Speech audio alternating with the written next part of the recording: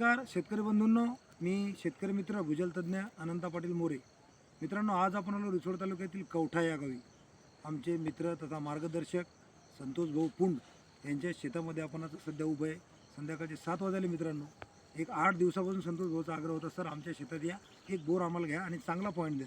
मित्रांनो, भाऊचं या ठिकाणी 2.5 ते 3 एकर क्षेत्र आपण आपल्या मशीननं स्कॅनिंग केलं आणि एक या ठिकाणी 3 लेअरचा पॉईंट आजच्या घडीला चालू आणि जिवंत वाहिन्या असणारा सापडला.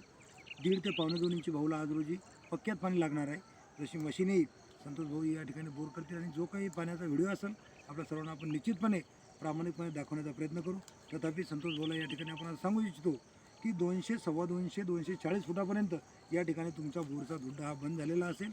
360 फुटापर्यंत हा बोर आपण घेऊ शकतो, कारण गेरू लागेल मित्रांनो. पण गेरू असा आहे 5-7 फुटाचा पॅच बोर घालणार नाही.